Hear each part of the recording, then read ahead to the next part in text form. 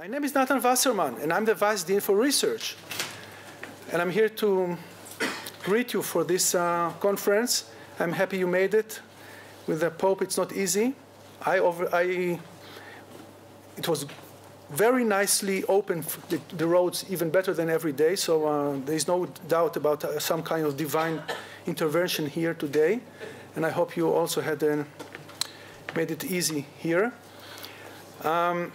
I'm opening relatively, not too many, but quite a number of conferences. And I always know that there are two rules, trying to be a little bit funny and a little bit relevant. The problem with this kind of conference is that it is always relevant and never funny. So the question about anti-Semitism and anti-Israeli and their attitudes and the connection between the two, it's a question which puzzles and bothers me, I think, as many other people here and everywhere, decent people at least. And it's not always easy to discern, of course, the two from the one another. But I always think about what I do as a researcher, my work as an Assyriologist. I do cuneiform studies. I'm, I think, the guy who is dealing with the most ancient things in the university. I have a colleague who is a little bit before me, but I work around 1800 BC, Babylonia, and I deal with literary texts, so in the wider sense. And it occurred to me that actually we don't have anything similar as a phenomenon in the ancient world until somewhere in the beginning. Don't quote me; it's not an article, but I'm speaking about from what I can find in the drawers in my head. Somewhere in the late antiquity, it starts. Some people even put it in classical antiquity, but I would be more cautious and put it later. And this is the question of when you have the two religions,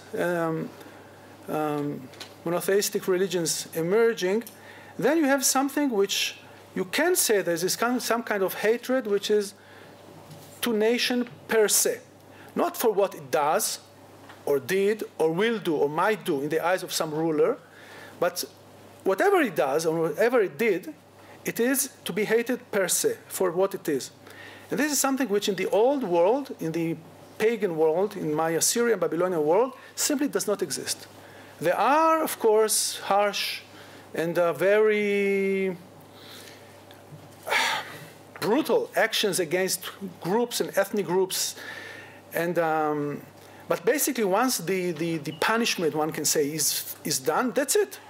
There is some kind of functional view about this thing, and conquered people can be punished very harshly, but then that's it. There's nothing bad in them as for what they are. And this thing with creating some evil aura around people, this is something which in the ancient world, I do not know about it. And I was really thinking rather hard to find some parallel to it in vain. In a footnote, I can say that the ancient world, the pagan world, was much less brutal than we tend to think. This is, and the fact that they say in royal inscriptions, I read even 3rd millennium, really, 2300 BC, you have in royal inscriptions numbers like, I killed 23,767 males and 15,014, something crazy numbers of slaves being, of warriors being killed. And these numbers are, what do you do with as a historian with this such a number? 23,045, and well, you have to deal with this somehow.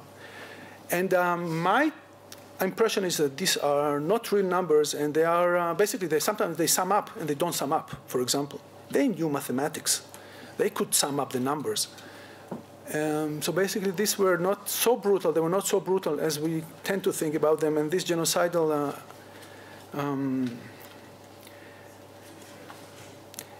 early precursors of this phenomenon were simply not there.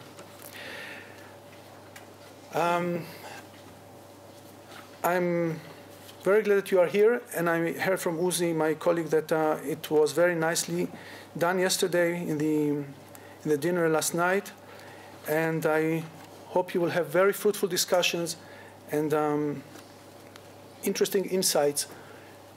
And I welcome you here, and I must run. Thank you very much.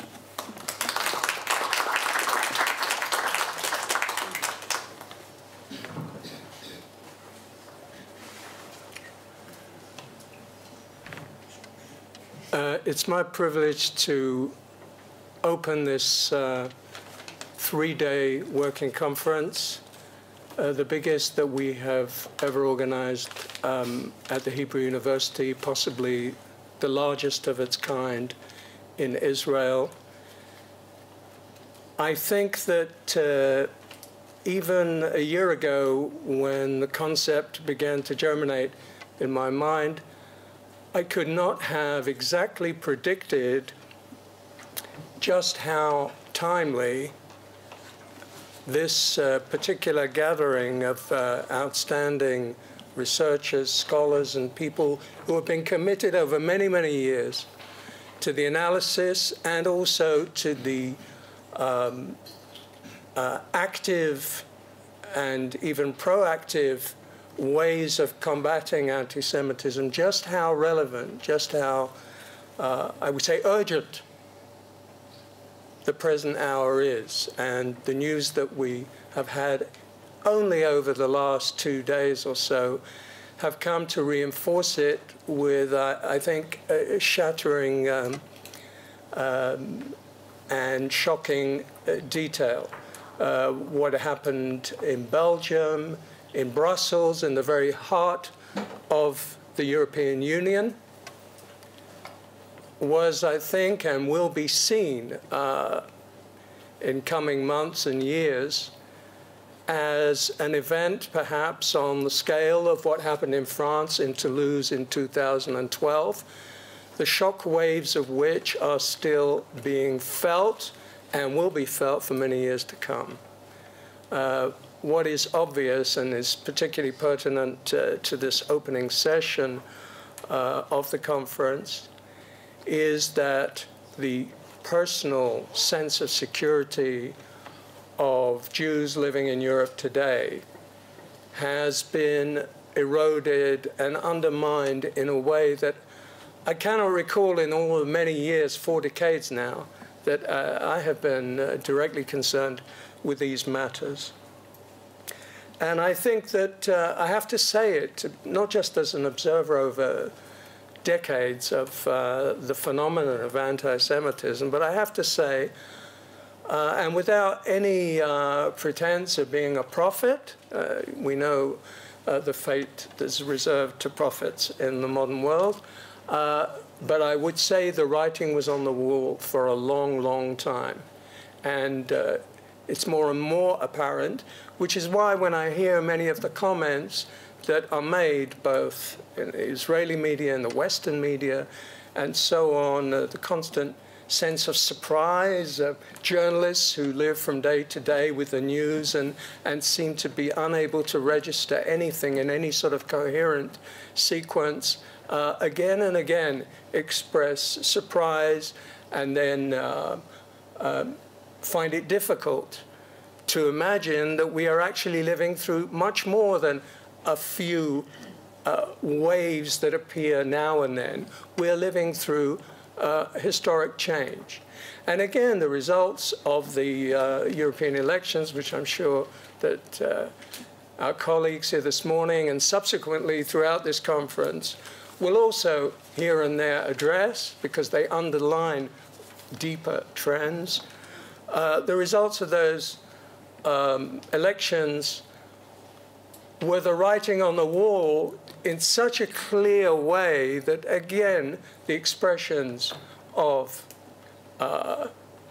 stunned dismay seem curiously out of place. And only this morning on the way here, I heard a discussion on the radio where a former Israeli ambassador to Europe, I won't even mention his name, actually, in a stunning kind of trivialization of everything that's going on, totally dismissed the consequences of, let's say, the unprecedented and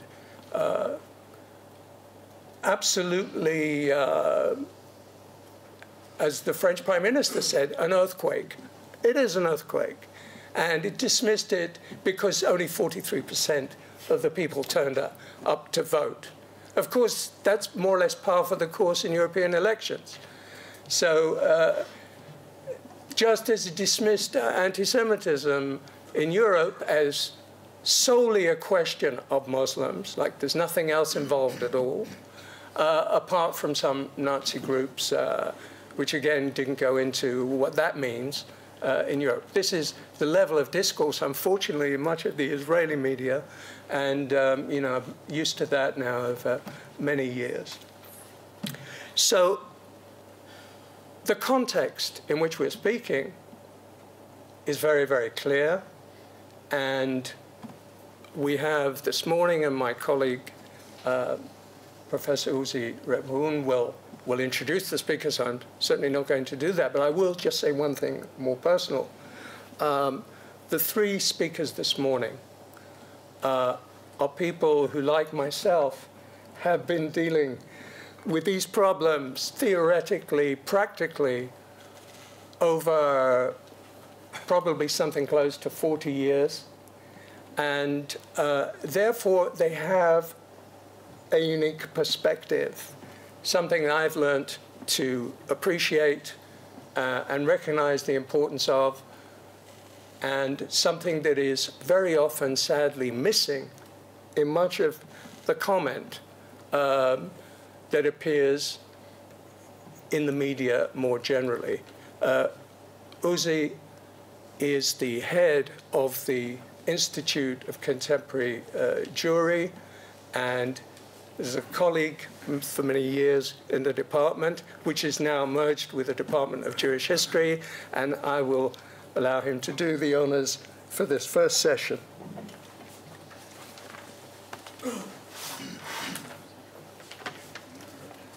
So, good morning. As Professor Wistrich has already introduced me, I'm the head of the Institute of Contemporary Jewry, and as some of you may know, the Vidal Sassoon Center and the Institute of Contemporary Jewry are located at the same premise in the eastern and I would say even quiet part of the campus, and we are very happy for this nice neighborhood and for the close collaboration between the two units. On a more personal note, I'm very grateful for the opportunity to chair this first session of the conference.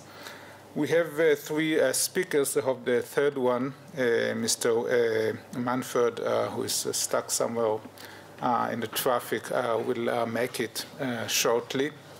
We'll take the speakers as they appear in the program. I was asked to try to limit each of the speakers for about 20 or 22 minutes, which should leave us some time for questions and discussions. The first speaker is Professor Shmuel Trigano, who is a professor at Paris University in the field of sociology, of religion and politics. He's the founding director of the Université Populaire de Judaism and the Pardes, a European journal of Jewish studies and culture. He's president of the Observatoire du Monde Juif and created the journal Controverse. He was the founding director of the College of Jewish Studies at Alliance Israélite Universelle. And among his many books, and I read only those that appeared in and have any English titles, because my French, as you can easily hear, is not very sophisticated. The Democratic Ideal and the Shoah and the Unthought in Political Modernity. And the title of Professor Trigano talk today is The Fourth Age of the Jewish Question. Please.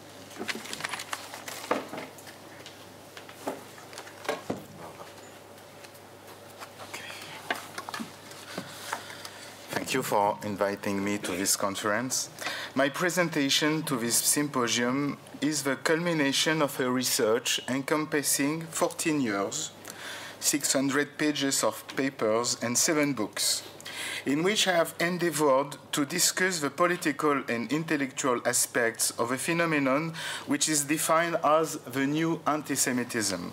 I hope that I have come to understand this phenomenon, which remains an enigma for our contemporaries, who, for want of a better understanding, qualify it as new anti-Semitism.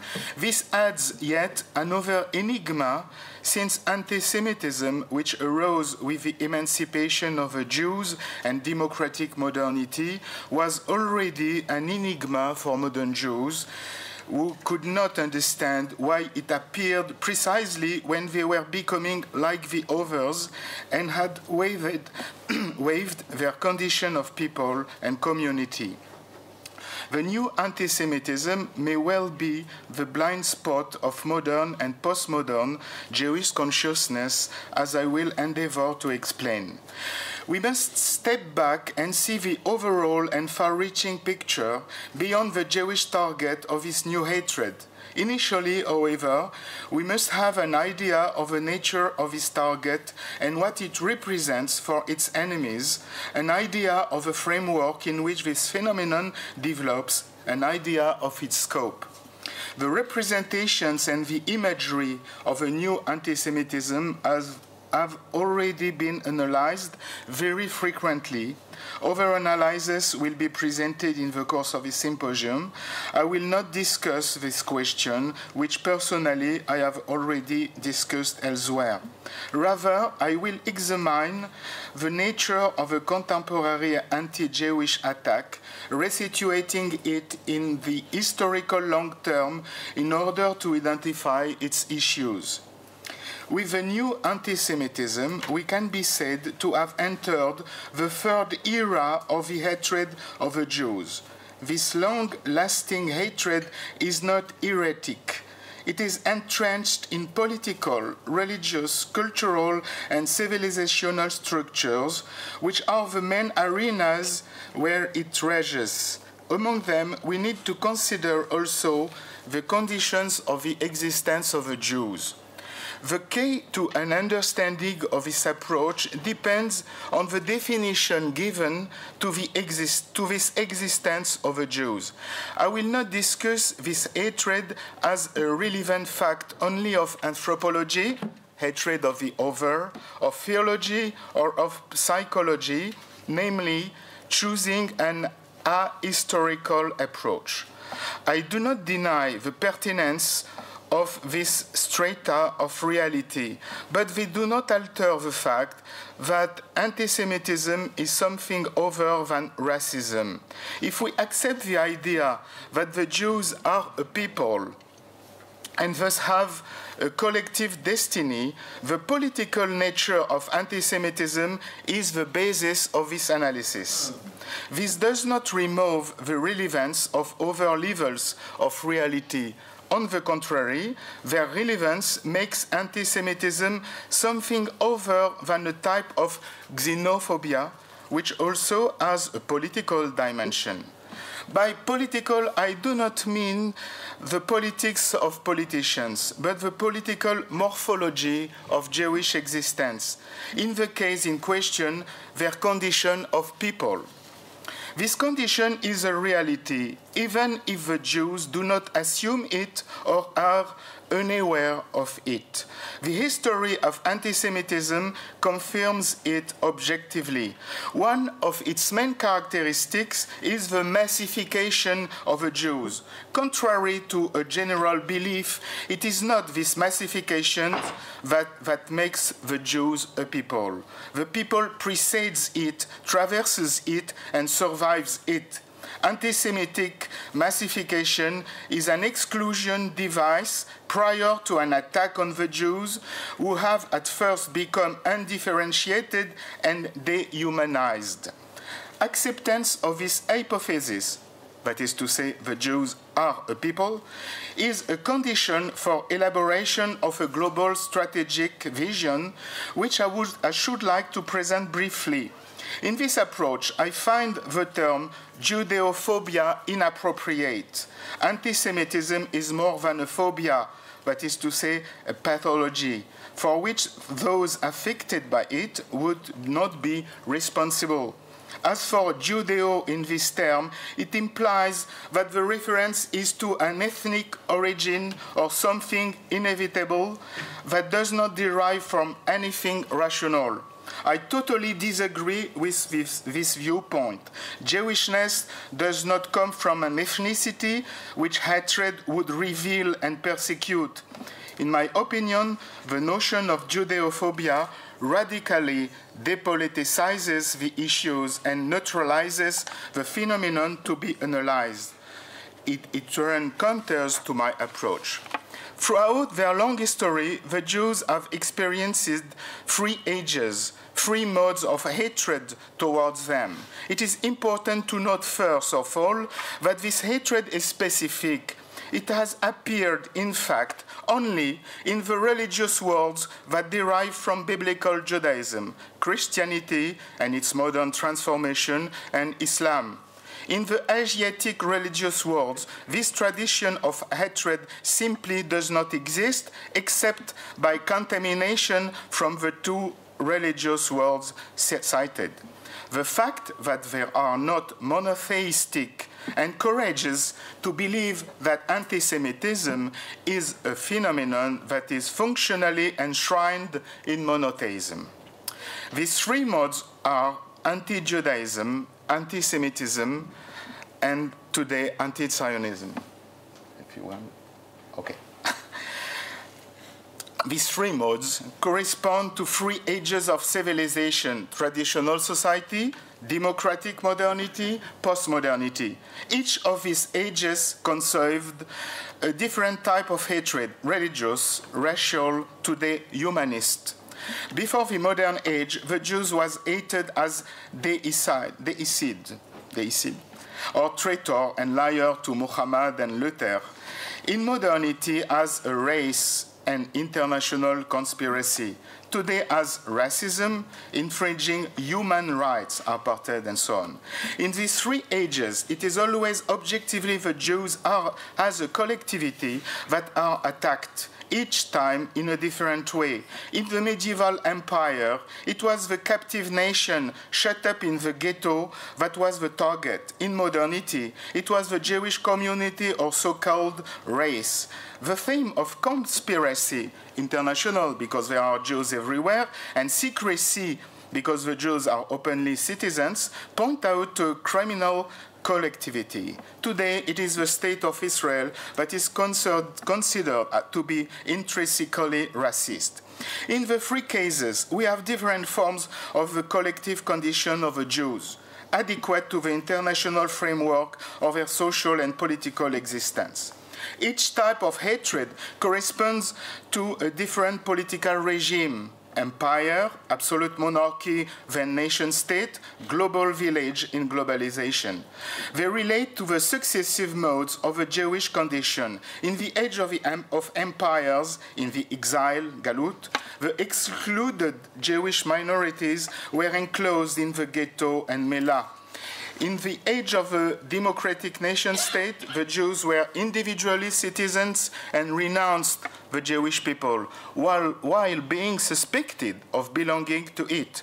They became a denomination. In globalization, they are identified with the Israeli nation-state and considered a community in diaspora.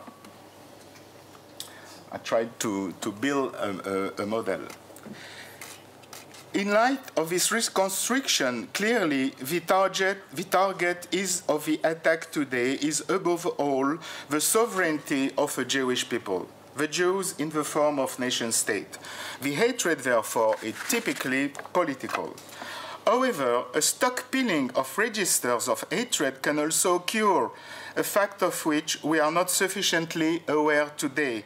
There is, for instance, a neo-anti-Judaism that can easily bear comparison comparison with that of the past, accusation of a barbarousness specific to Judaism, with, for example, the resurgence of the accusation of ritual murder. Just as the accusation of Jewish lobby is an expression of a conspiracy myth, characteristic of the anti-Semitic hatred of modernity. This is what the long-term perspective shows us. As an ideology, anti-Zionism does not in itself have its own explanation. It exists and is successful only because it is backed by a larger ideology which is dominant today in the Western democratic countries. That is what sustains and bears it, legitimizes it, guaranteeing a worldwide impact. I am talking about postmodernism and its numerous satellites, postcolonialism, multiculturalism, gender doctrine.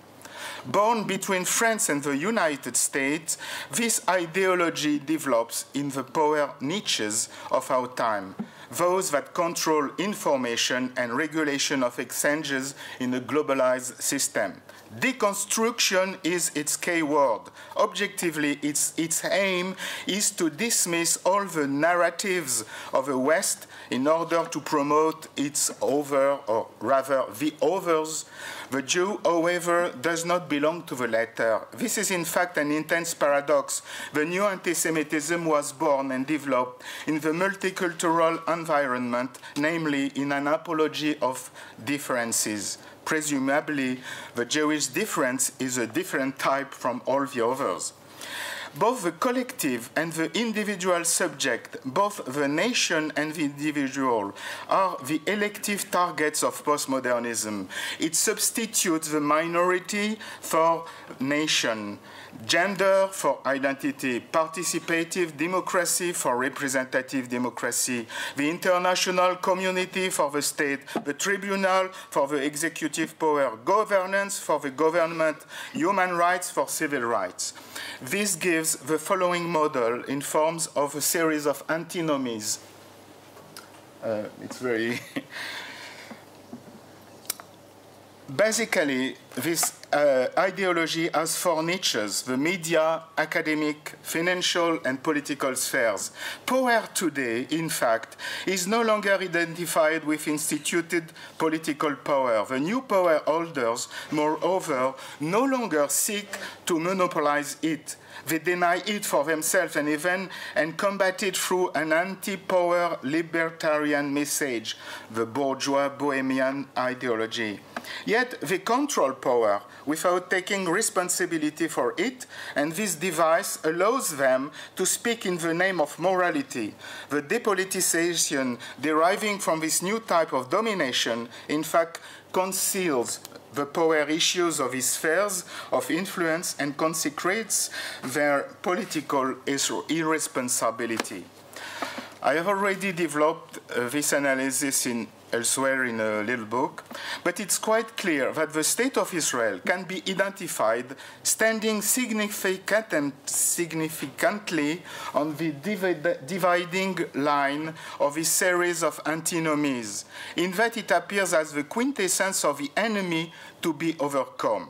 Such an image is reinforced by one of the myths which flourished in French thought from the post-war years until the 70s in the background of this ideology.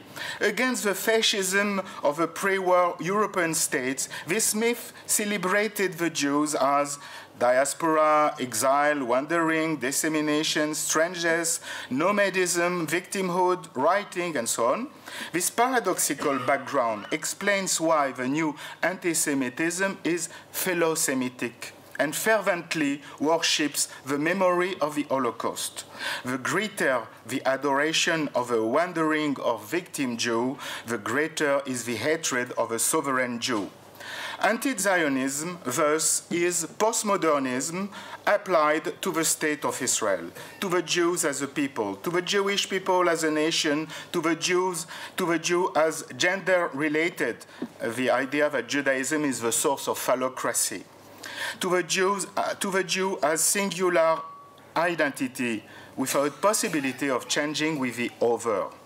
to Judaism as a coherent and integrated system, to Israel as a territory, and so on.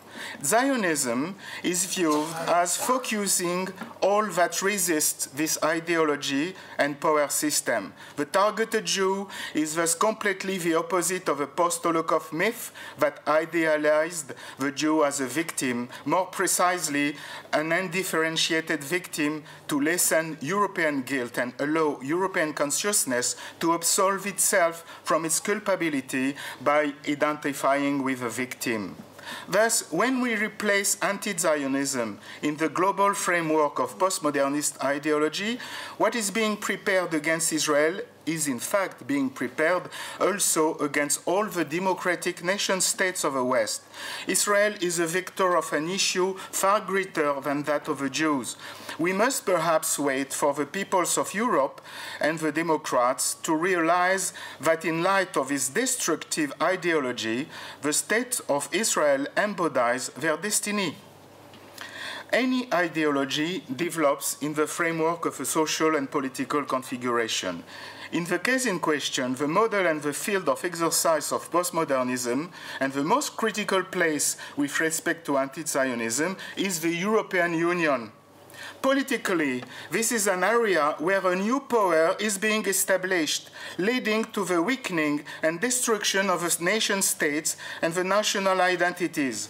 If we remember that the European nation-states were born on the ruins of the European and Ottoman empires, the present evolution in Europe in the opposed direction can be interpreted as the birth of a power that can only be compared with an imperial type power.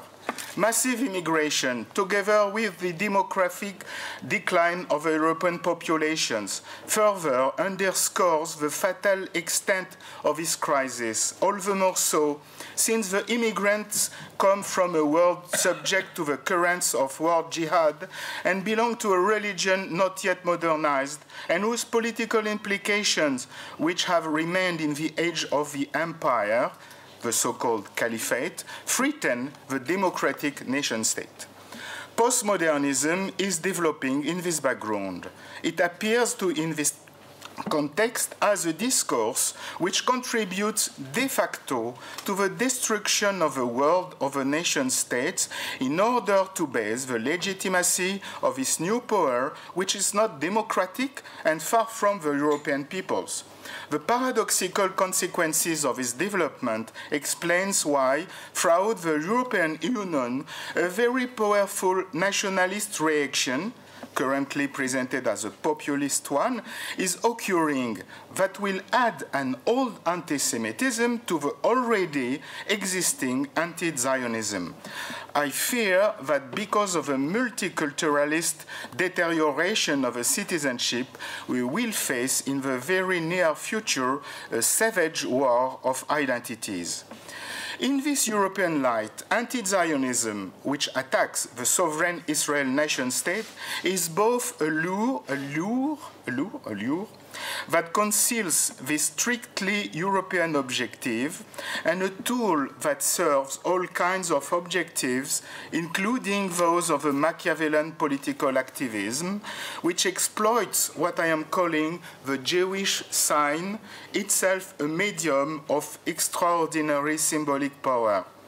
In particular, it allows the European Islamic activists to legitimately join the current of a dominant ideology through its post-colonial annex. Anti-Zionism thus becomes the banner of the extreme left of the alternative movements that have found in Palestine the mythical hero, the universal class that the proletariat was for Marxism.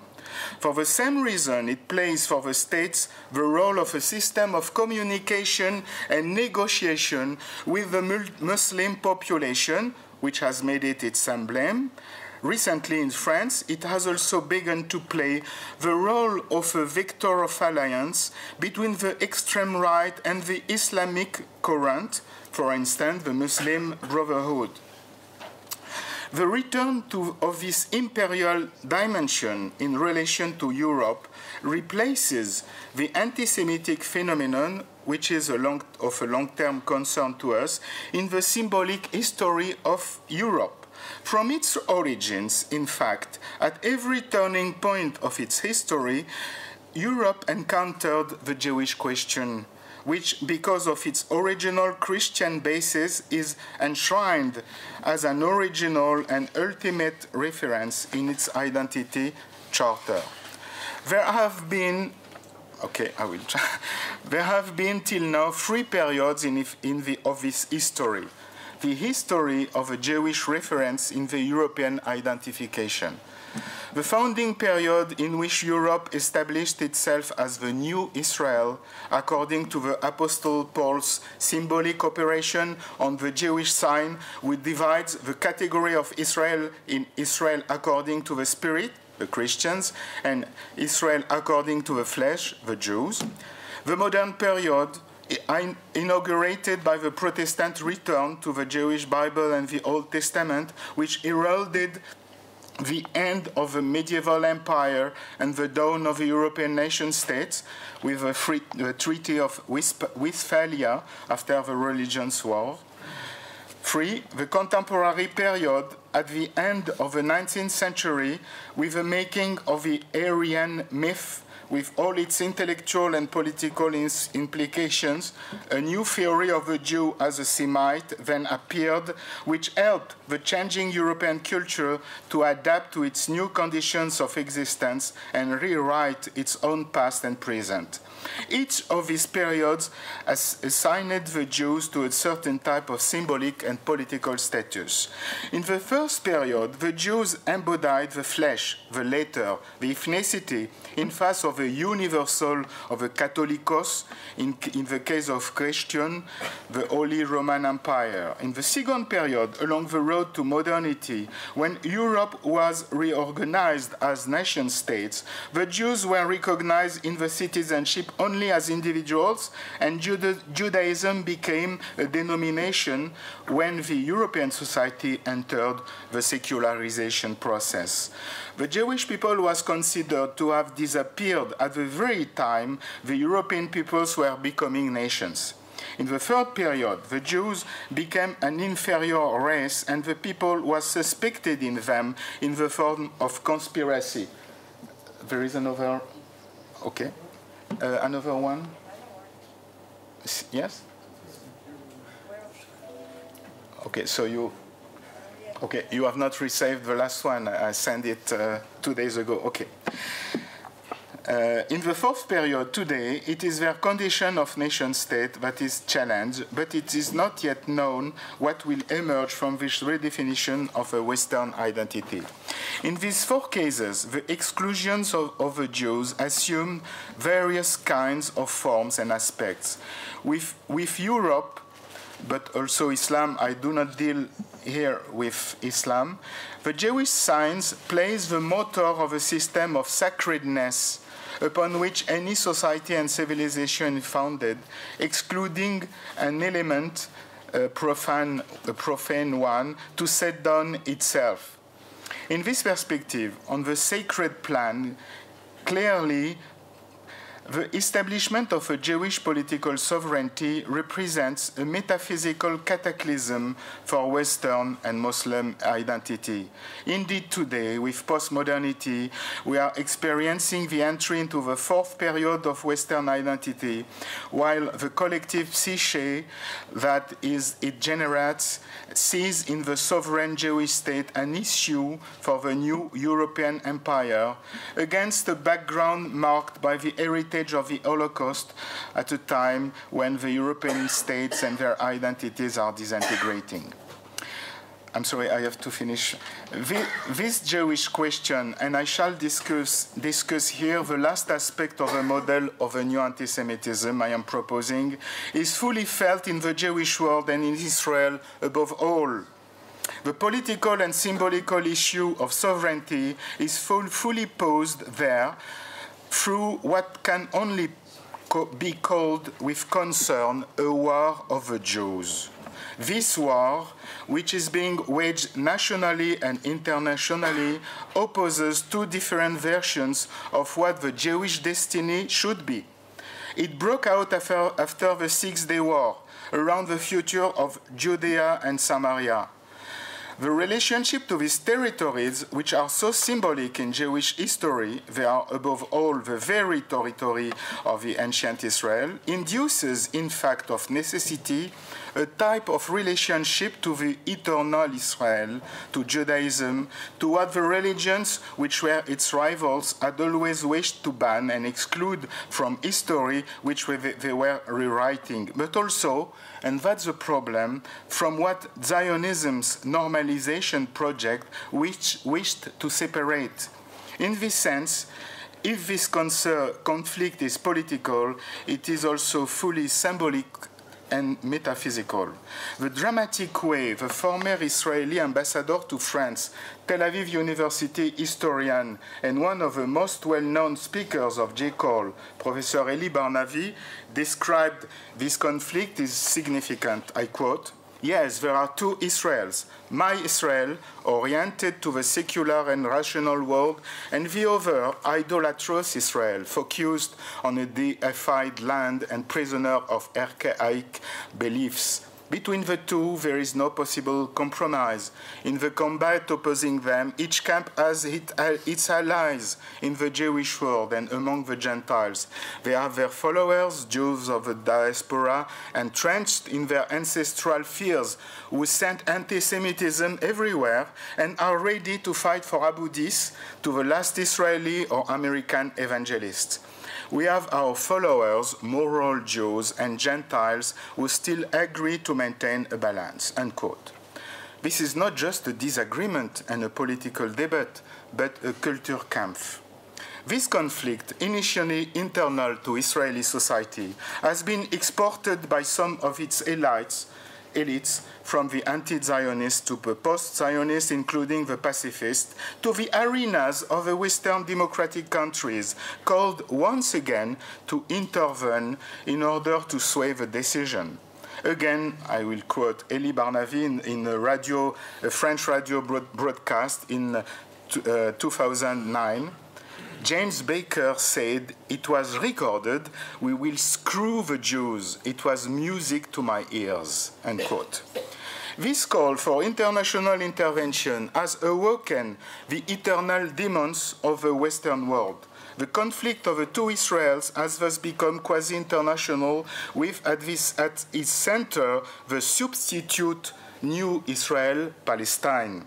The discourse of a post-Zionist and post-modernist Jewish milieu has helped to ruin, even to criminalize, the identity of people of the Jews, the rational coherence of Jewish civilization, and many other basic things in a sort of attempt to rewrite Jewish history and identity. This enterprise has thus joined that of the European postmodernists at war against their own cultures and nations, especially the European nation-states, completely in the logic of the empire in the making. This phenomenon, both Israeli and diasporic, appeared at the same time as the new anti-Semitism, when circles of the Jewish elite rose at the height of the anti-Semitic attacks to accuse other Jews of racism and tribalism, and to discredit the so-called apartheid perpetrated by Zionism in the Jewish state. These Jews were not exactly Isaac Deutscher's non-Jewish Jews. They legitimized indeed their harsh judgment upon Judaism, Jewish morality. We coined in our journal Controverse a term, the alter Juif, alter Jews, or other Jews, if it is possible in English, based on the definitions that they gave themselves in their petitions as follower of another Judaism, alternative Judaism. This phenomenon seems to me, at the end of 14 years of research, as the mainstay of the new anti-Semitism, to the extent that it provided it with most of its false and accusing ideas, as well as with a moral safe conduit coming from Jews, who thus authorized its legitimacy. It is particularly sad to see that all the themes of hatred against Israel have been prompted from Israel. This phenomenon also constitutes the best confirmation of the gravity and reality of the anti-Semitic threat. The hostile pressure exercised by the environment classically causes the collapse of a Jewish social bond. It is expressed first by a rupture between the Jewish elites and the Jewish masses. Indeed, the elites are in structural contact with the oppressing milieu. In making concessions on their link with the rest of the Jews, condemning them, they hope to continue to belong to the now globalized dominant elite and true center of postmodernism. Hannah Arendt called this typically modern Jewish character as Jews by exception. Such a phenomenon existed, I'm finishing, in the periods of persecution and oppression. The Spanish Inquisition and the apostate Jews, Nazism with the phenomenon of the 30s discussed in Theodor Lessing's book, Jewish Self-Hatred. It could not have been thought that in an era of Jewish state sovereignty, it would have disappeared. But this is not the case. It's a cause for concern for Israeli national consciousness, because it is in Israel that such a diaspora ethos, Shtadlanut, a product of persecution and domination, should have disappeared. This war of the Jews is both political and cultural, national and internationalized. It challenges the political sovereignty of the State of Israel, but in its depth, it questions, in fact, the existence or rebirth of a sovereign Jewish subject in history. In this sense, the internal conflict and its issues are objectively post-Zionism, to the extent that Zionist consciousness has difficulty perceiving them because of a cognitive dissonance deriving from its systems of values summarized in the project of normalization. What is happening today with a new anti-Semitism is in fact a shock for Zionism, even when they have become, like everyone else, in the form of a nation state, which was its project, in fact, the Jews as Israelis still remain Jews and pariahs in the eyes of a large part of the world. This is what explains why the Israelis have difficulty understanding what has been hatching since the early 21st century. Yet, what the Israelis and undoubtedly Zionism have failed to grasp is that because of the existence of the State of Israel, and thus of its political sovereignty, the meta-political identity of the Jews has been revived, and the world sees it. The only problem is that the Jews are not developing awareness of this or taking responsibility for it. It is up to the Jews alone to ensure that the sovereign Jew prevails over the pariah Jew who haunted the history of the exile. Thank you.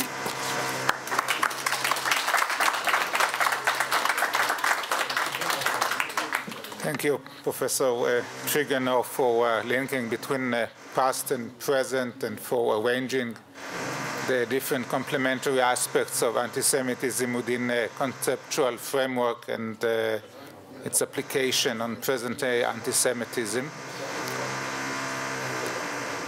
I'll start introducing the next speaker. If you can all hear me.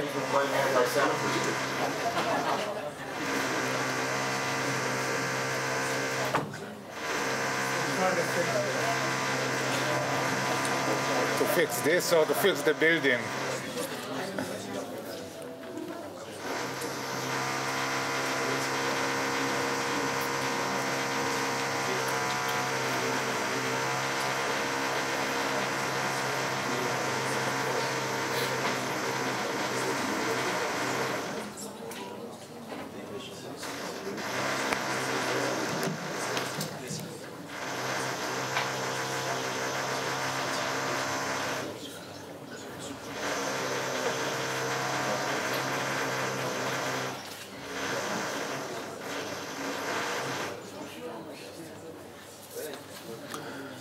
Our next speaker is Rabbi Abraham Cooper.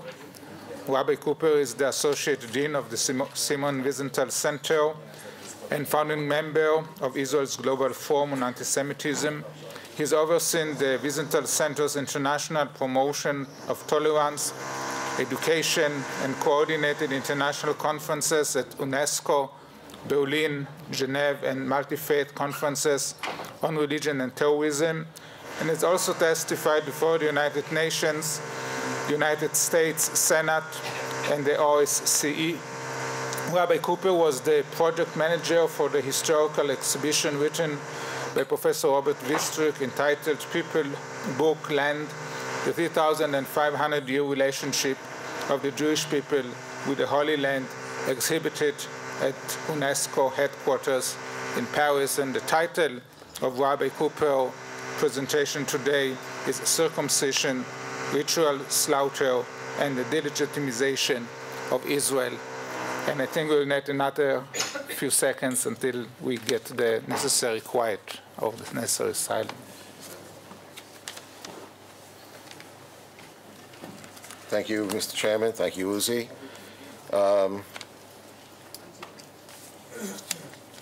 First of all, on behalf of my colleagues, Dr. Shimon Samuels and Mark Weitzman, I want to take this opportunity to thank Professor Wistrich for the invitation to participate in this important gathering, where for us, we're in the presence of many of the intellectuals and academic activists in the Jewish world who've inspired and really guided our activities over the course of the last 3 decades. I also want to publicly recognize and acknowledge the incredible contribution of Professor Wistrich to the Simon Wiesenthal Center's UNESCO exhibition opening June 11th, the 3,500-year relationship of the Jewish people to the land of Israel. It opens at UNESCO World Headquarters, in large measure due to the unpublished and perhaps unrecognized skills of Professor Wistrich's ability to navigate the minefields put there by some of the forces so ably described by Professor Trigano. In fact, Robert is so feared in some circles that 22 Arab states protested our exhibition even before any of their members actually read the exhibition. So we're very grateful for both the invitation and for your leadership in areas above and beyond. Secondly, I would like to also just take a moment to recognize 2 people. You can probably recognize everyone in the room, but 2 people especially on behalf of my colleagues. First was Erwin Kotler, who spoke last night. Erwin has actually been a prophet in these areas. He's spoken about the trends before they were. He really cast an important light on many of the issues, and perhaps if the Jewish world were more focused when he first spoke about those issues, we'd be in a slightly different place today. And secondly, it's a special personal privilege to recognize Professor Batya Or, who is here. We talk about the lonely voice over the course of decades, just a clarion call, a wake-up call, which unfortunately took decades for many of us, including myself in this room, to wake up to. And I want to say something in her name from what she told me last night, because this is actually a perspective that I share despite my presentation that you're about to hear. And that is, if I understood correctly, Professor Batya Or is optimistic about the future.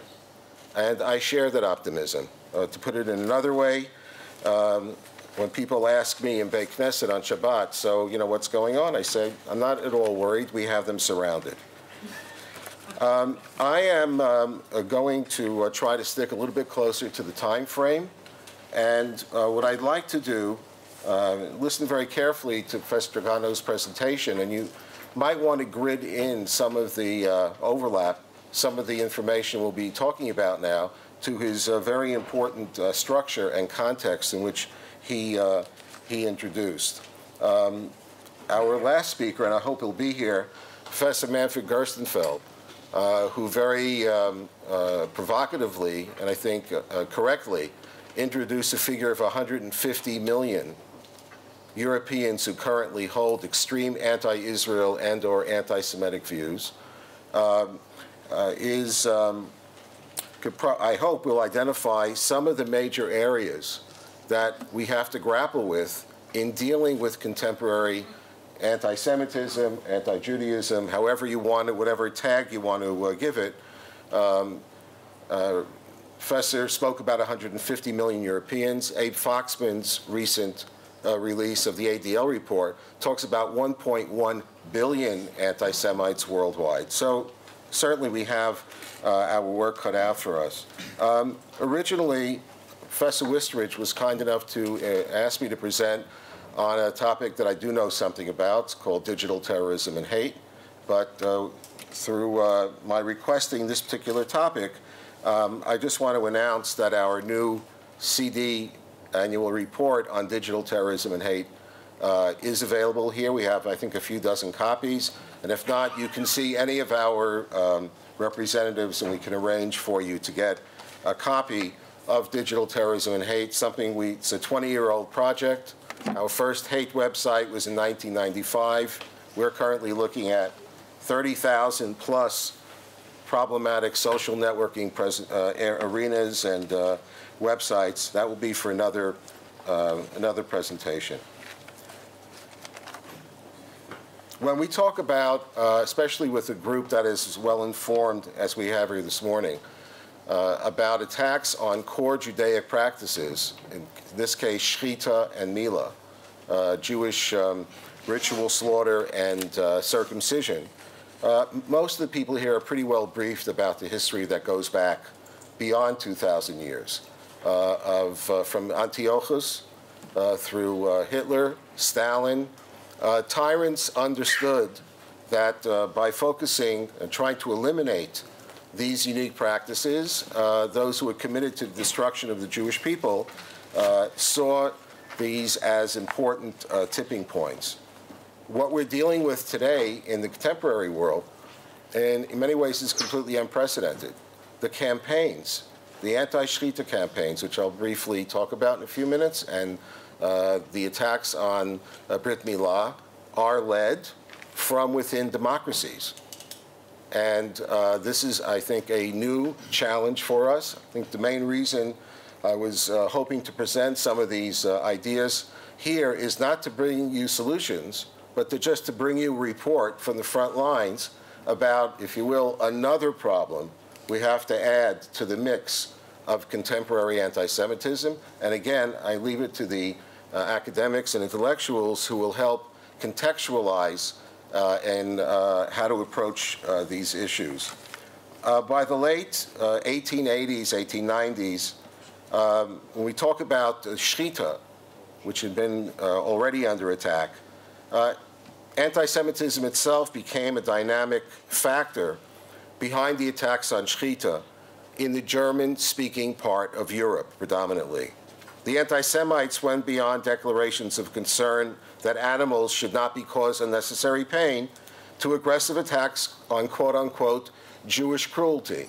And for those of you who know the basics of the whole concept of shechita, the Torah gave the world the concept of tsar balei chayim, of having respect and concern for the pain of animals. It was and remains a particularly galling part of the attack. And I thought if I would read 2 or 3 quick quotes from some of the newspapers and publications of that long past eras, it will remind us of the level of hatred that was already in play before we ever reached the internet age. According to an 1878 article in the Neue Freie Volkszeitung, you have this quote: "The shochet comes with his knife and length of his arm, cuts the sword into the neck of the animal. That knife goes right through his shaking bellow. Such barbaric animal cruelty takes place today. With this kind of animal cruelty, all other kinds are kids' play." So the shochet's knife became an inflammatory symbol of bloodthirstiness and brutality.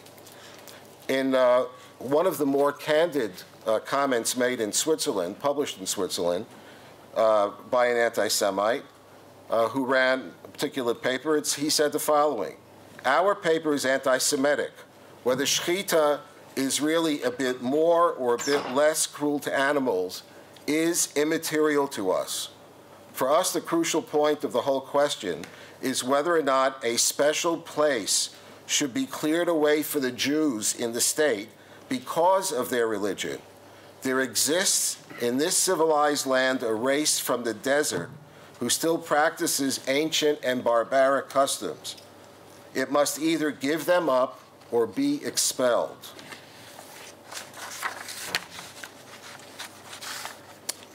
Here is a quote from 1933, when the Nazis were already in power. And I actually want to give you that quote to show you how close it was to the first one I invoked. "The Jewish priest approaches the cow and slowly lifts the knife of sacrifice. The animal feels threatened with death. It lows and seeks to breathe free, but the Jew knows no pity. With lightning speed, he thrusts the knife into its neck. The blood spurts furiously. Its eyes roll back in agony. The merciless Jew does nothing to shorten the suffering of the bloody animal. He wallows in it. He needs blood."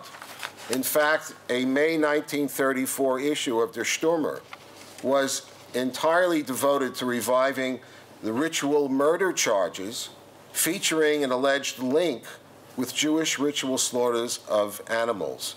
Back in 1934, apparently, that the issue was so inflammatory, the Nazis actually withdrew it from the newsstands. But I know many of you have seen the 1935 children's book that illustrates alleged Jewish animal cruelty.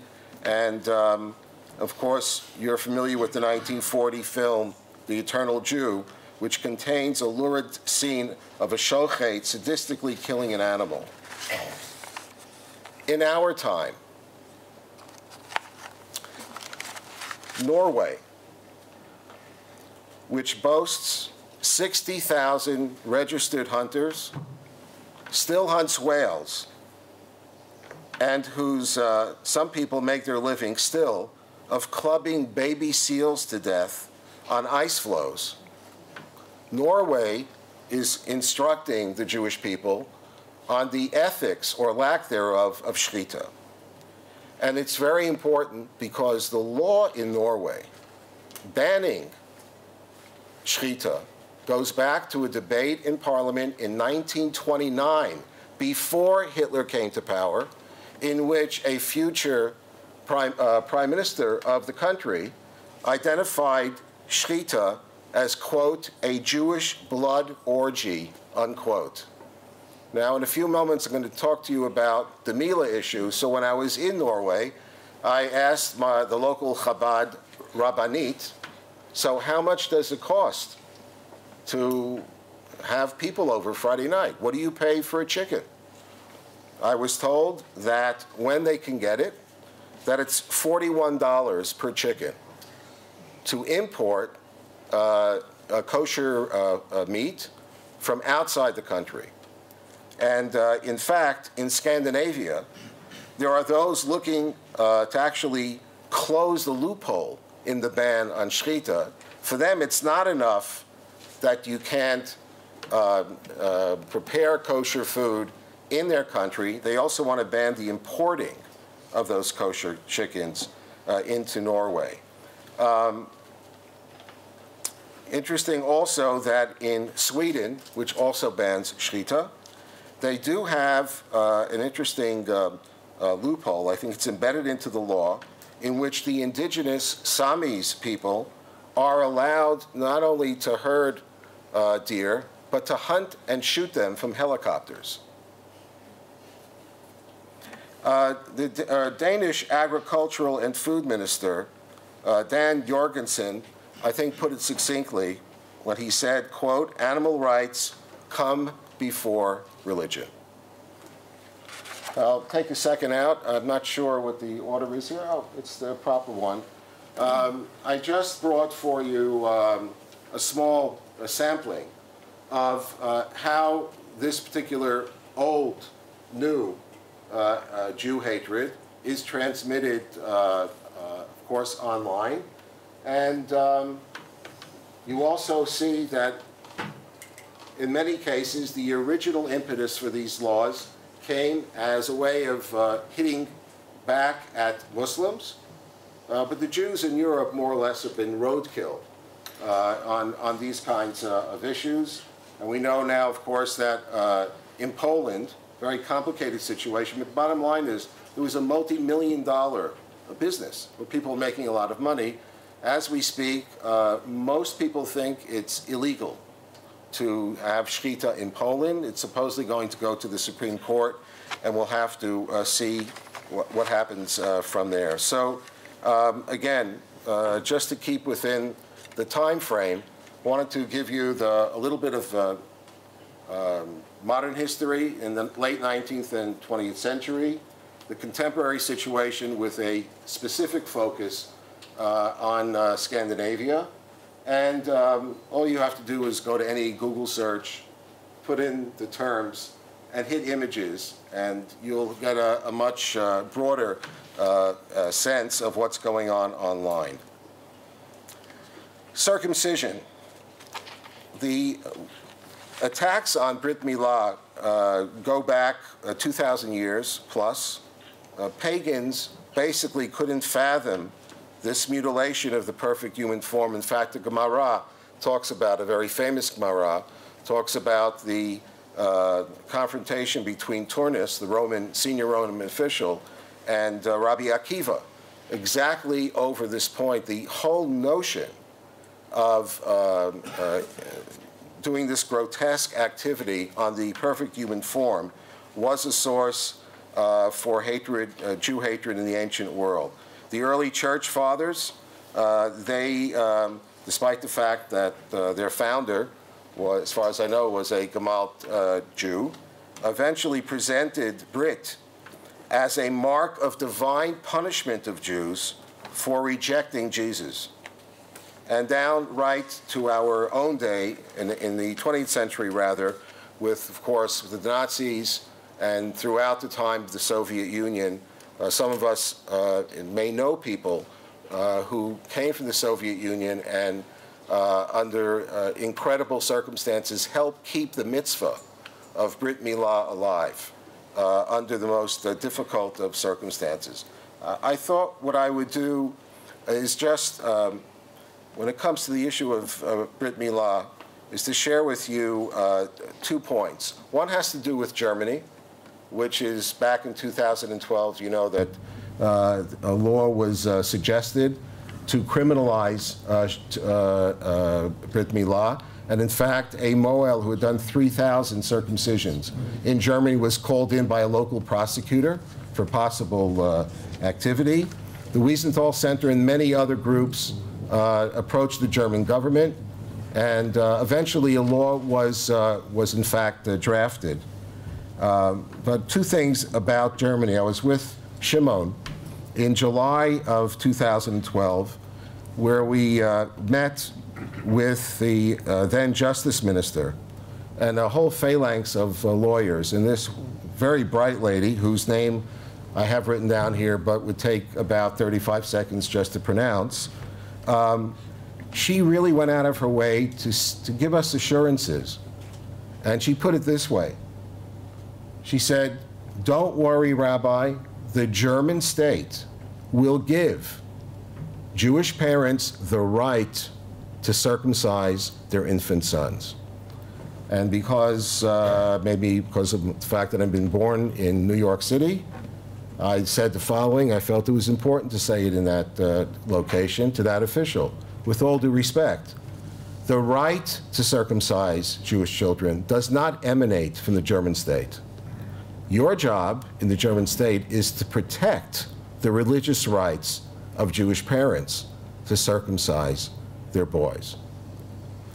And one other instructive moment for me, I do not claim any major academic titles. For me, most of my writing is in the op-ed domain, which means somewhere between 750 words and maybe 1,500. So when this thing first broke in Germany, my colleague, Rabbi Yitzchak Adlerstein, and myself, we put together an op-ed, which we gave into Die Zeit, very respected paper, and that would give the response and a defense for why Brit Milah was something that Germans should respect and defend. So I think all of us have had the experience of waiting to hear from an editor whether or not your piece would be accepted. I got a call from the senior op-ed editor, and she said the following, very instructive piece of information. She said, Rabbi, first of all, we kind of like your piece, but I'll tell you, all of that stuff about the medical issues related to circumcision, we know all of that. So if you don't mind, we're going to remove all of that information. But I checked with all of the editors in this building, and no one knows the answer to the following question. And this is a very instructive question for all of us here. Why do Jews give a Brit Milah to their sons? She said, if you can present in your op-ed, introduce us why it is that we take a look in history and see why Jews are so locked in to this practice, we're going to publish it. And so, in fact, they did publish that particular piece, but that experience changed my focus in terms of this particular issue. We can go on a little further about many of you may recall this particular cartoon.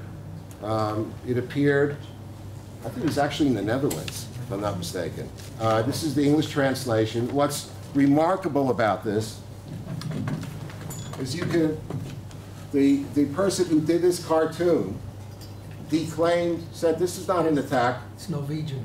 Oh, it's Norwegian? He said this is not an attack on, there are no Jewish symbols here. Of course, the woman is holding a chumash, and the guy on the left was somewhere between Amish and a chassid. And if we can get back the signal, absolutely horrific presentation of what Brit Milah is, very close to the 1929 quote of blood orgy. If you'll be able to return us to a picture, when it comes up, Isha Tova Mitzlachat, to a picture of a woman named Anne Lindbaugh, which with this I'm going to finish, because we need all hands on deck to answer the following challenge. The president of the Jewish community of Norway, we had a meeting with Anne Lindbaugh, who is a pediatrician in her early 30s, and she has an extraordinarily important job in Norway. She is the ombudsman for children's rights, and as such, she does not report to Norwegian Parliament. She can go directly to the International Criminal Court in The Hague. So when I came with the president of the Jewish community, with a whole stack of the medical evidence about why it's a positive thing to be done, she said, I'm not interested.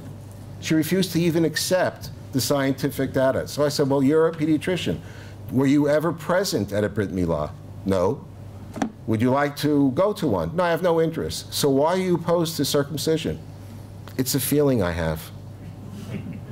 And so we've had meetings with the Norwegian secretaries of state who said we're not going to pass any laws, et cetera, but we see a growing movement to criminalize and to try to eliminate Brit Milah. This woman said, I don't understand why you Jews are, why do you continue this barbaric activity? I downloaded from the internet, I see that there's a group in San Francisco that's written a new prayer. And what you can do is, I suggest that in lieu of Brit Milah, you can read this wonderful prayer and leave it to the child when they get to be the age of 12 to make their decision. And let me just give you a postscript. As Professor Trigano said, these issues are not only about Jews. Remember 12 years old, okay? Earlier this year, the Belgian Senate passed a law allowing 12-year-old children who are sick to request and have approved euthanasia. So what we're talking about here, what we're talking about here, and the Ann Limbaughs of the world, who do not look like, you walk into her office, she had a teddy bear 6 feet high, and that's the coat of arms. We're looking at I think, a growing group of younger people in Europe for whom freedom of religion means freedom from religion, who cannot wrap their minds around the concept that any religion would have anything positive to contribute to contemporary life. It's on that piece, that sort of challenge, if you want to bring it back to the editor at the German newspaper. We have new generations of people across Europe who have no connection, no recollection to World War II, or Nazis or anything else. We know what happened now in the elections. We have to come up with a new vocabulary to be able to communicate and win over, or at least blunt, the anti-Judaic and anti-Israel trends we see barreling our way. Thank you.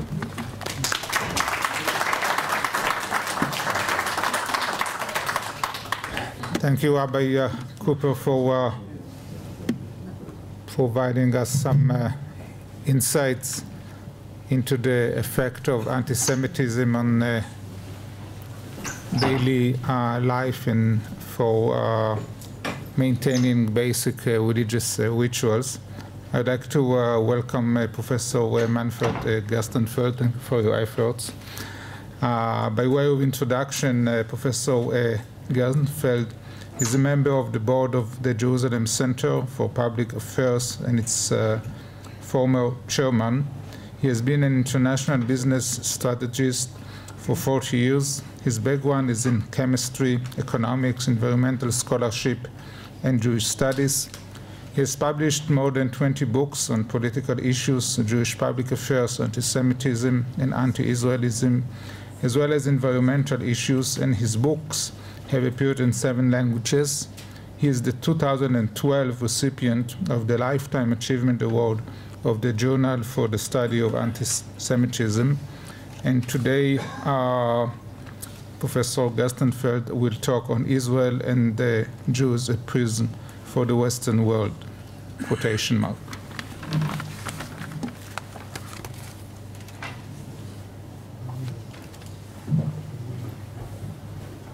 Good morning. First of all, I'm not a professor and have never been.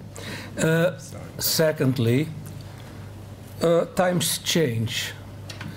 In the old days, Jews were messed up for life in Catholic countries. Today, I was messed up for an hour and a half by the Pope himself in my own country. Well, before I begin my presentation, I would like to say a few words about our host. I think that we all agree that Professor Robert Wistrich's contribution to the field of anti-Semitic studies is huge.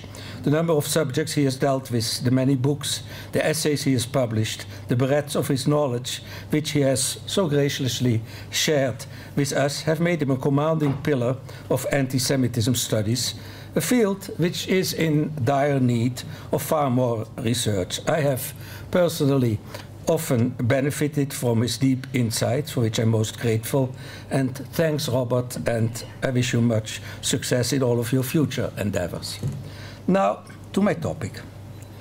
Western postmodern societies are complex and opaque. They have a huge number of interrelated and difficult to analyze elements. It's therefore almost impossible to separate the essence of these societies and their main characteristics from what are nothing else but superficial impressions. Any effort to do so would also be immense. In view of this complex reality, it is important to find adequate prisms on Western society. With modest effort, they may provide shortcuts to understanding many of their characteristics. Today, I intend... where are my slides, by the way? They're working on it. Well, is anything being done about it? Huh? Okay. What? Fix it. Trying to fix it. Okay. Today I will illustrate this by using 4 such prisms.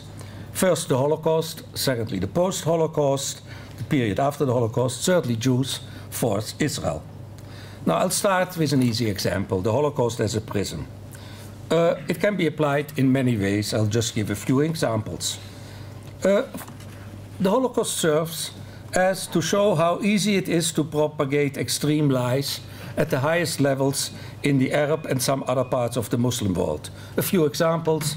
First, in these societies, Holocaust denial is rife. Secondly, Palestinians and others compare the Nakba falsely to the Holocaust. 3, cartoonists of many leading Arab papers compare Israeli prime ministers to Hitler, and so on. But my main issue today is the West and Europe. The Second World War was a time when one could see best how Jews serve to understand complex issues. That war was a period of unlimited atrocities of many kinds. But as far as criminality goes, the Holocaust was its absolute pinnacle. Thus, a summary analysis of the Jewish experience in the Second World War can give us a very quick view on how just criminal wartime Germany was. Now, if you use the Holocaust and the Jewish experience as a prism, that gives us a huge amount of information. If you want to undertake a detailed and complete investigation of all the atrocities committed by the Germans, Austrians, and their many allies, you have to invest a lot of time, a lot of money. Yet you can obtain, by using the Holocaust as a prism, a sizable part of the information which you require on German criminality in a short time. You can also look at the Holocaust for another purpose. You can use it as an analysis of the behavior of the Allied leadership during the war. They represented, finally, the democratic alternative to Nazi totalitarianism. Next one. Okay, next one.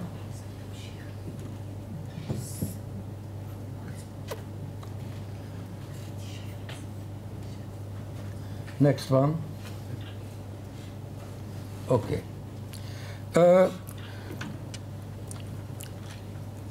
Its leaders of the Western society refused to bomb Auschwitz, even though they knew from Jan Karski and others what was happening there. Now, let's step back for a moment and ask ourselves, why is it so useful to use Jews and Israel as prisms as compared to other prisms through which you can look at a society? The advantage of using the Jewish experience as a prism that it can be applied in so many situations. Jews interact with many countries. They often appear in the media and in the Western public debate. So does Israel. And this makes them very useful prisms. We can also look at the post-Holocaust period as a prism. Norway, it has already been mentioned here in a negative sense, and there are many other negative senses in which it can be mentioned. Norway was a country with very few Jews before the war, about 2,000, the same number as today. The wartime pro-Nazi government of Vidkun-Quisling arrested the country's Jews without German assistance. Their belongings were stolen. The Norwegian government handed the arrested Jews over to the Germans so that they could send them to Auschwitz, but that is still the Holocaust. The democratic post-war authorities in Norway kept stealing money from the expropriate accounts of murdered Norwegian Jews. It took 50 years before this ugly story became public knowledge. It tells us something about post-war Norway, about which there is much more to tell. We can also use the post-Holocaust period as a prism to compare countries. You can look at the countries which admit war guilt for collaboration with the German occupiers against Jews. And the same is true if you analyze apologies offered by governments for that wartime misconduct. Without a doubt, among the worst to behave are the Dutch post-war governments. They have never admitted the misconduct of their wartime predecessors, and they have never apologized for it. Next one. In 2010, I published a book on the Netherlands in which I used Jews as a prism on Dutch society. Its title translates into English as The Decay, Jews in a Rudderless Netherlands. I wrote that Jews have few real roles in Dutch society.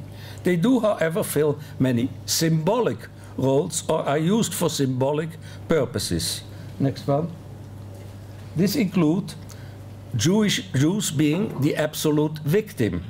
Jews are also used from time to time as an instrument in Dutch politics. The interfaith dialogues, a few of them hold with some Muslims, are promoted by Dutch politicians as a broad sign of hope for the supposed advancing integration of Muslims. Other politicians falsely view the past integration story of Dutch Jews into society as a model for future integration of almost entire Muslim community. Fourth, Jews are held responsible for Israel's actions. 5. The presence of Jews helps Dutch anti-Semites promote their stereotypes. And 6. By using the symbolic roles of Jews as a prism on Dutch society, you can much better understand the increasing decadence of the Netherlands. Now, moving on to Israel. Next slide. Israel is an excellent excellent prism to quickly understand what is wrong with the United Nations and many of its associated bodies. David Ben-Gurion described it succinctly by calling the United Nations the theater of the absurd 50 years ago. The one organization of the UN where you can see this best is the United Nations Human Rights Council.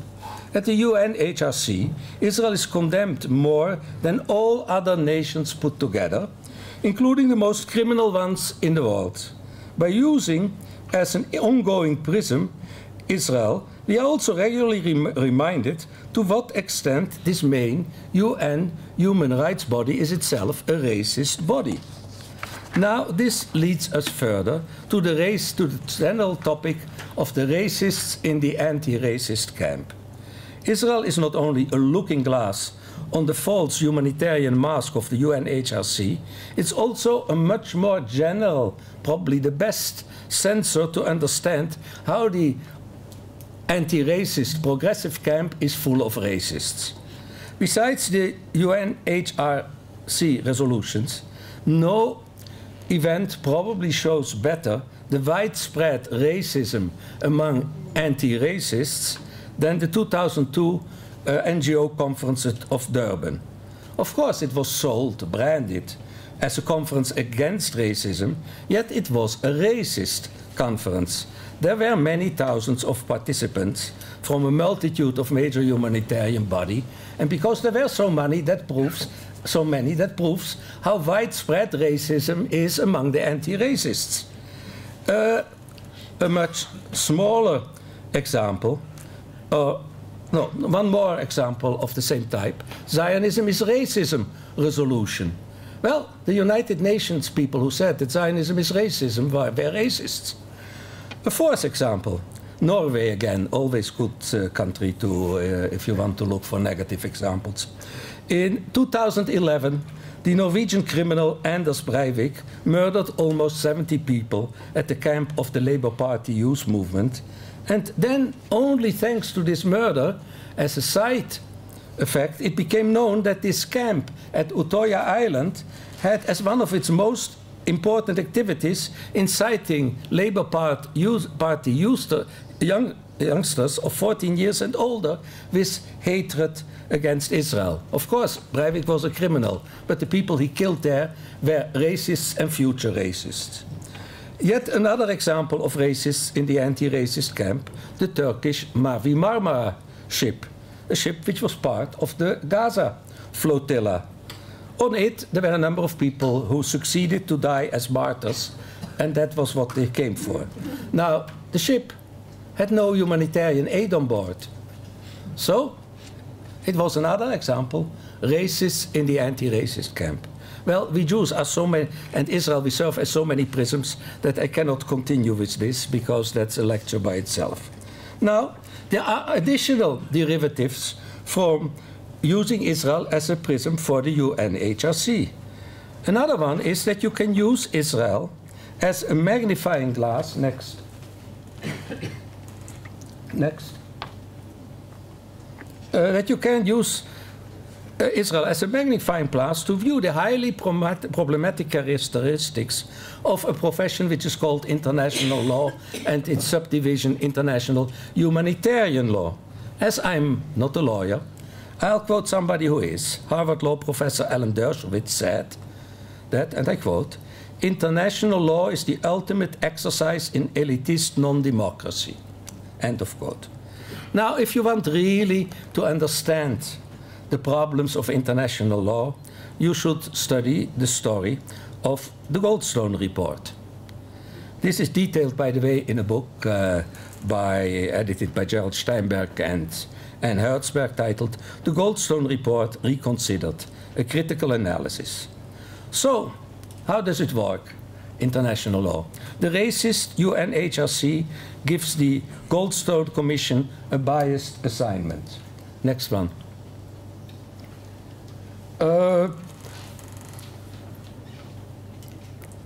Then the supposedly reputable members of the Commission accept a biased assignment. Dershowitz wrote that the British member, Christine Ginkin, had already decided the case without hearing one bit of evidence. He added that the Irish member of the mission, Colonel Desmond Travers, refused to believe evidence that undercut Hamas' position, even when it was on videotape and utterly uncontradicted. And Dershowitz proves all these facts in his essay in the book. But there is much more to the Goldstone Report than just a biased assignment and prejudiced commission members. There is also an extremely deficient report. The book contains a letter by, next one please, by lawyer Trevor Norwitz to Goldstone, with whom he apparently is on first name base. Norwitz calls the commission report deeply flawed, unbalanced and inflammatory, a procedurally deficient rush to judgment, and incapable of producing any meaningful findings. He arguments all these things. Now, if you think that's all he has to say, I'll quote the rest. He mentions that the resolution which had given the Goldstone Commission its mandate was, in Goldstone's own words, very lopsided and unfair. Yet Goldstone accepted it. In several subsections of his letter to Goldstone, Norwitz takes the report apart. And you have beautiful, and you can read it here, you have these beautiful titles of the subsections. To a man who was apparently an acquaintance of him. Your procedurally flawed investigation. Failure to investigate critical facts. Use of hearsay and anonymous accusations as evidence. More prejudice than proof. Double standards in assessment of credibility of evidence and intentions. Seeking political impact rather than truth. Lawmaking rather than fact-finding. Piling on gratuitous anti-Israel criticism. Legitimizing Hamas. Your ahistorical context. And finally, the language of your report illustrates its bias. That's nice to say about the so-called top lawyer. But really, there is a much bigger issue. The Goldstone Report doesn't only provide us with a prism on the UNHRC, Judge Goldstone and the other commission members. Far more important is that it is a looking glass on this strange profession of international humanitarian law. There was no huge outcry from the large community of international law experts that the Goldstone Report was a fraud and a caricature of international humanitarian law. And this gives us an excellent prism on the many of the people who practice this profession. In other words, you look at a relatively easy to understand issue which concerns Israel, and you get a magnifying glass on what is wrong with large parts of a sizable and far too pretentious academic profession. Yet another derivative on the issue of using Israel as a prism on the UNHRC is the Anti-Durban NGO Conference and the academic discipline of international law, is a phenomenon which I call humanitarian racism. This type of racism is rarely recognized. It can be defined as attributing intrinsically reduced responsibility to people of certain ethnic or national groups regarding their criminal behavior and intentions, even if their misconduct is extreme. Next one, please. Humanitarian racists judge delinquency and crime differently according to the color of the people who commit the crimes and the socio-economic status of these people. For example, white people are held to a higher standard than people of color. And if you are not responsible at all for your deeds, in fact, that is extremely racist, because then you are like an animal. So, Israel is frequently blamed for whatever measures it takes to defend its own citizens. Palestinian responsibility is reduced or ignored altogether for suicide bombings, rocket attacks, promoting genocide, glorification of murders of Israeli civilians, massive incitement, including that which is comparable to Nazi-type hatred. So, if you say the Palestinians are not responsible for that, you are a great racist, because in essence, you say the Palestinians are animals. And Israel, which holds the Palestinians responsible, treats them as human beings. Similarly, many of those who fight Islamophobia in the Western world are humanitarian racists, because they remain silent about the widespread anti-Semitism in Western Muslim communities. Now, to my last part, on to Europe. I can only deal again with a few major issues. Much is radically wrong with the European Union. Not on all issues which are wrong with, and the election results of yesterday, by the way, show that I'm not the only one to think that. You cannot use Israel as a prism on everything. We cannot understand what was dramatically wrong and stupid with creating the euro. It was stupid, but you cannot learn it from using Israel as a prism. We can, however, certainly understand much about Europe's application of double standards by counting its many condemnations of Israel and compare those with concerning other countries. The European Union is a frequent employer of double standards. That's why it has abolished the definition of anti-Semitism after 9 years, because if you put their actions next to their own definition, they regularly commit anti-Semitic acts. Let me start again with international law. The European Union claims that Israeli settlements are illegal. More than 1,000 prominent lawyers from many countries have signed a document stating that they are not. This was sent to several top people at the European Union. The only thing received in return was an acknowledgement of receipt by a junior official. If the European Union had been so tremendously convinced that its interpretation of international law, itself a dubious profession, was solid and easy to defend, it would have given a persuasive answer. Alternatively, it would have gladly organized a conference to put its case once and all solidly forward. It's not, by the way, it's not only these 1,000 lawyers, 1,000+ lawyers who think so. Also, US presidents Reagan and Clinton didn't have problems with the legality of the settlements. As my time is so limited, I'll give you one other major example concerning the European Union. One of the important ways in which Israel can be used as a prism to understand what is dramatically wrong with Europe concerns the following. The European Union has about 400 million citizens of 16 years and older.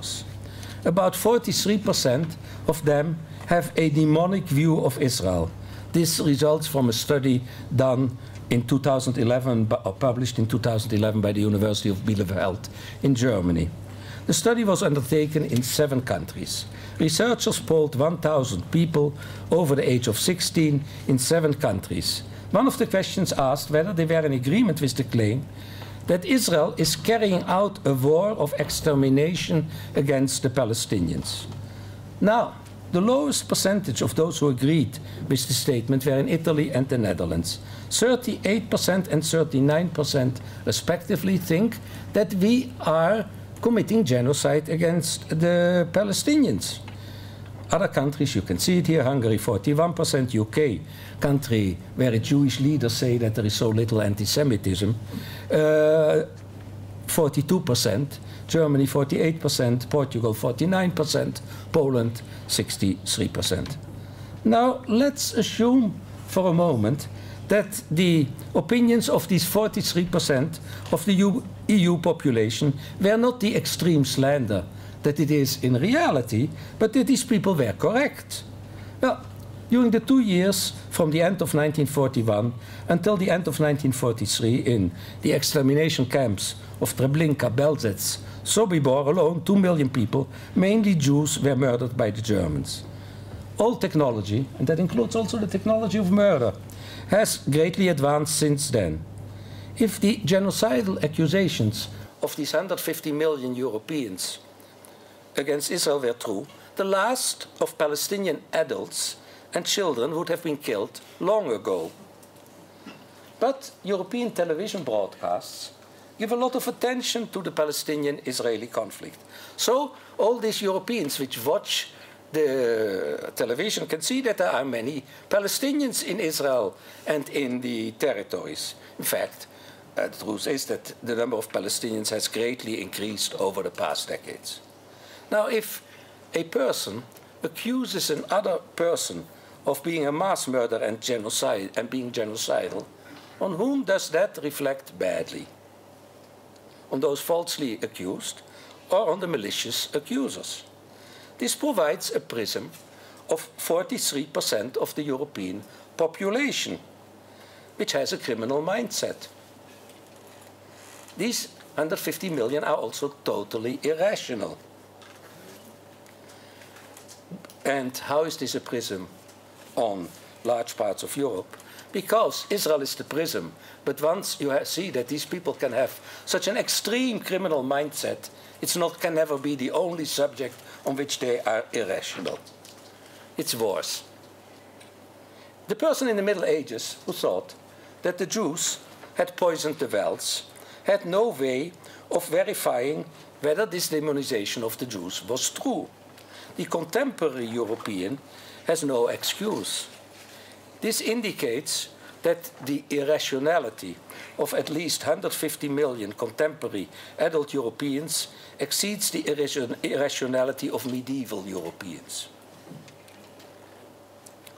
I could continue using up the time of all the speakers at this conference to show more illustrations of how the Holocaust, post-Holocaust, Jews and Israel can be used as prisms on many other subjects.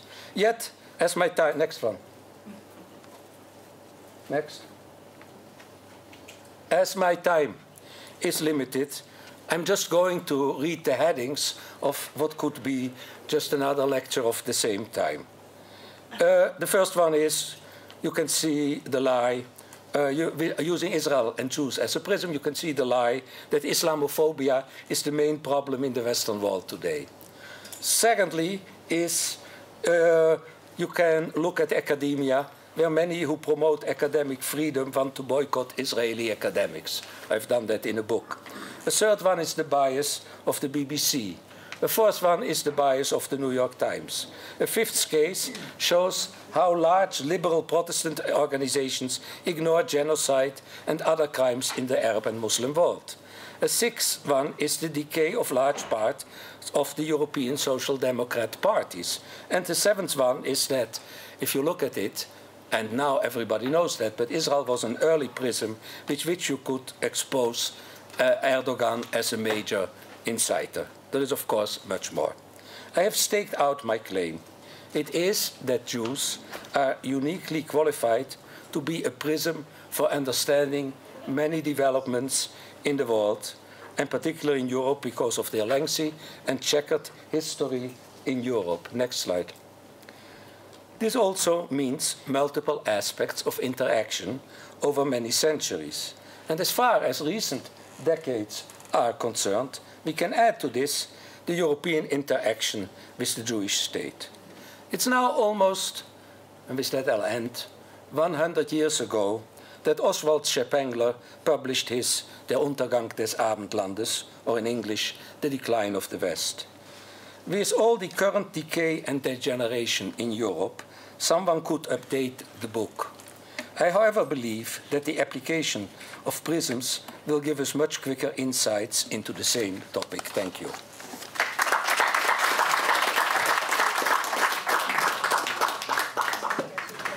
Thank you, Professor, Mr. Gerstenfeld, for this interesting comparative analysis of several prisms, which also allowed wide geographic coverage. My watch shows that it's almost 11. This means that we'll skip the formal discussion. Let's take the advantage of having the coffee break to approach our three speakers and to continue this discussion. We shall resume at 11:15 for the second session. Thank you.